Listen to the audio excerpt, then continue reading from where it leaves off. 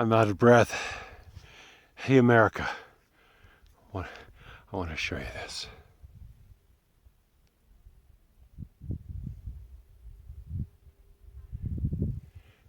That's where I walked up, and I'm out of breath. I guess I said that, didn't I? You know, it's hard to be in a bad mood in a place like this. I can't help but smile. It's just amazing and beautiful, and reminds me, I think, of deeper values than even and longevity than even what we imagine America to have. So I'm going to pontificate, if I may, and I'm going to try to do as I coach people, which is to think systemically.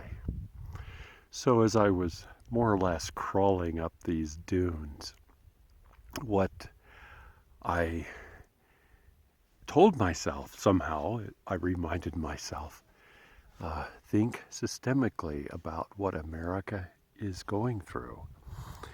One of the things that I promised myself in creating my sabbatical is that I'm taking risks to be Royce and not Dr. Fitz. And I don't know what it will look like after I am done, this Dr. Fitz professional side. You know, I've always believed in this part of my training. I deeply believed it, that it said, it said to don't somehow invade your client's space with your own self. And I so believe that. And at the same time, when I decided to do Royce Fitz instead of Dr. Fitz, I'm putting that on the shelf, and this will forever change how I express myself professionally and personally. Okay, that's probably too complicated and more than I meant to get into. The other piece is as I think systemically about America, you know, we need to try not to have blind eyes and idealize our nation. I do that, and perhaps you do. Where I'm going is we've had a long history of genocide of our Aboriginal people and genocide of our lands. Okay, now having said that, I'm saying we ain't perfect. We all know that. There has always been a kind of stream or a thread that somehow also taps into the beauty of freedom, the beauty of some version of equal rights, of some version of welcoming all of us into a kind of humanity that is creative and healing and takes stands for freedom. And many people have died for their version of freedom. Okay, now, this election, this Trump mania, we've been trumped. And again, I'm setting aside this pretense of trying to be neutral as a professional. Can't do that, won't do that. I'm very concerned about us.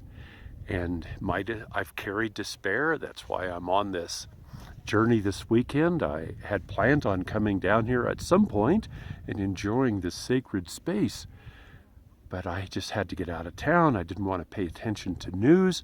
I didn't want to have, every time I heard something, it just wounded me about where are we going and how I feel, in my perspective, we've betrayed us, our ideals. Okay, so having said that, I also am experiencing systemically an awareness that says, you know what? All of this reactivity that has supported and is reflected and is identified through Trump, all of this is a reaction to the amazing changes that we have created in our nation, not without atrocity, of course, and not with perfection. We have created and we have stretched ourselves into new ways of actually being a beacon of hope for so much of our souls and for much of the world. And that stretching has brought about this deep anguish, this deep fear, this deep anxiety. You know, when I talk systems, I talk a lot about the amygdala and the brainstem. And this is what we're doing. We're brainsteming in reactivity. It's like a rubber band that is finally snapped back and saying, no, we don't want to keep changing. We don't want to keep growing. We don't want to keep stretching ourselves and becoming more open and progressive and bold. It was like suddenly that side of us, the amygdala of our nation, the brainstem of our nation, said, can't do this. And so we, bam, reacted. Okay, so to think systemically helps me. I don't know if it helps you. It helps me to look at this really from my vantage point of being up here on one of the dunes. I can see the landscape. When I'm in the canyon, in the valley of the shadow, wow, I really get despairing. And that's what Trump represents about me. He represents my shadow side, the side of me that I've worked on, and now this shadow is frankly right in my face, and I have to somehow work through this. And I think of all the things that I need to be doing when I look at my faith and my history in my theology. And for me, I draw upon the words of Jesus. And as I say this, it's not about somehow believing Jesus' words are God's words in that literalistic sense. However, his wisdom is what I seek right now. And I am confronted with this, loving my enemies, loving my shadow, loving the side of me that I don't want to love, loving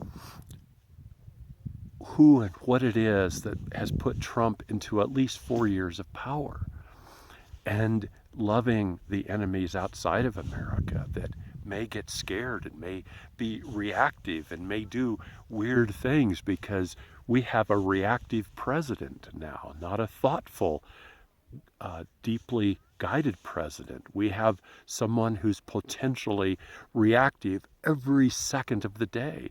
One of the things that I need to point out is his campaign took his Twitter account away from him because he was too reactive. And now we've entrusted him with the nuclear code, this reactive person. Okay, so we as people need to coach ourselves to look at our own self, myself, and to manage myself through this in non-reactive ways. I don't know what that's going to look like. I don't know what your version of that is going to look like. I truly invite you to be reflective about this for our common good and our common sake, how we do this. One more view of these dunes to anchor us.